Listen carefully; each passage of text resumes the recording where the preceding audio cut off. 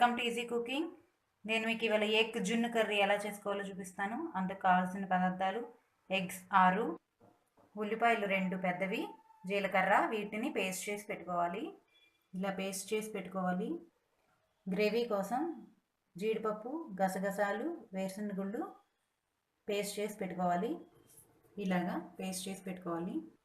తాలింపుకి ఉల్లిపాయ ముక్కలు, పచ్చిమిరపకాయ ముక్కలు, అల్లం వెల్లుల్లి పేస్ట్, ఉప్పు, పసుపు, కారం, గరం మసాలా, కొత్తిమీర, కరివేపాకు, ఆయిల్. ముందుగా ఎగ్స్ అన్నిటిని ఈ ఎగ్ మెటీరియల్ అంతా బాగా కలిసిపోయేలాగా బీట్ చేసుకోవాలి.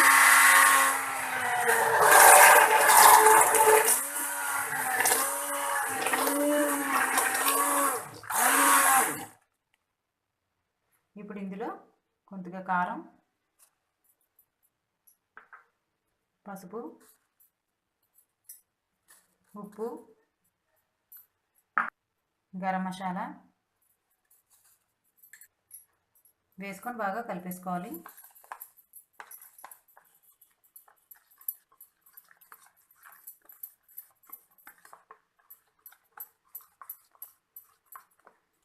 ఇప్పుడు ఈ కలిపేసుకున్న ఎగ్ని అంతా కూడా కుక్కర్లో పెట్టి ఉడికించుకోవాలి. 2 విజిల్స్ వచ్చేంత వరకు కుక్కర్లో ఇలా పెట్టుకొని మూత పెట్టేసుకోవాలి.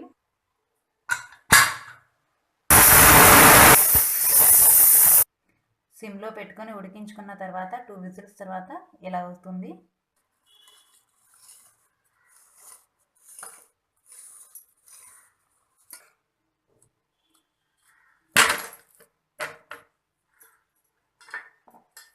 దీనిని ముక్కల కింద కట్ చేసుకోవాలి.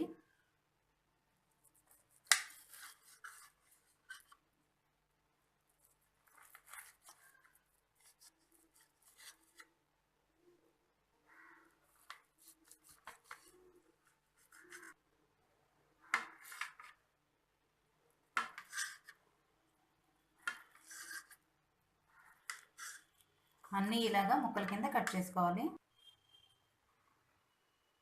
కళాయిలో కొద్దిగా నూనె వేసుకొని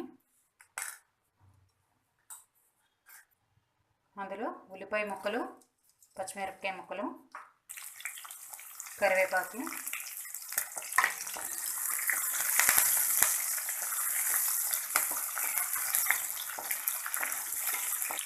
కొంచెం వేగిన తర్వాత అందులో ఉల్లిపాయ పేస్ట్ వేసుకొని బాగా కలిపేసుకోవాలి.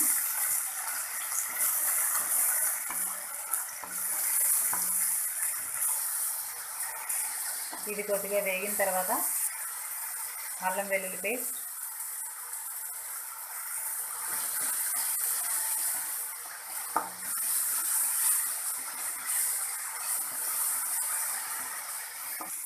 మనకు ఆనియన్ పేస్ట్, అల్లం వెల్లుల్లి పేస్ట్ 2 వేగిపోయాయి.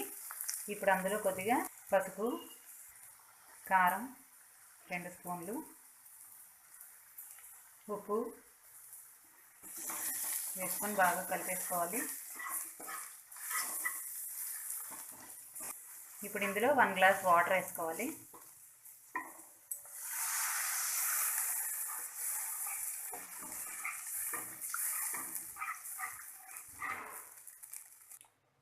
ఇప్పుడు ఇందులో కొద్దిగా గరం మసాలా, ఇప్పుడు ఇందులో ఇంతాక చేసి పెట్టుకున్న జీడిపప్పు, గసగసాలు, వేరుశనగ గుళ్ళ పేస్ట్ వేసేసుకోవాలి. దీన్ని బాగా కలిపేసుకోవాలి.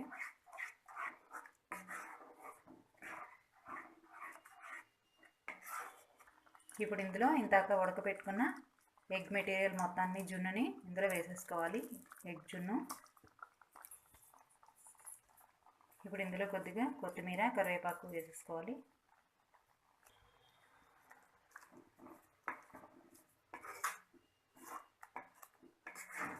ఇది ఆల్రెడీ మనకి ఉడికిపోయిన ఎగ్గే కాబట్టి ఎక్కువసేపు ఉడకక్కర్లేదు, త్వరగానే అయిపోతుంది.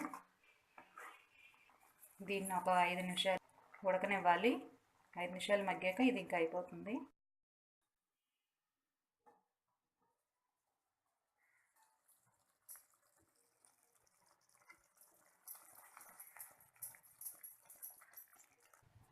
అయిపోయిందండి, మనకి ఎగ్ జున్ను కర్రీ రెడీ. ఈ వీడియో మీకు నచ్చినట్టయితే లైక్ చేయండి, షేర్ చేయండి, సబ్స్క్రైబ్ చేయండి. Thanks for watching this video.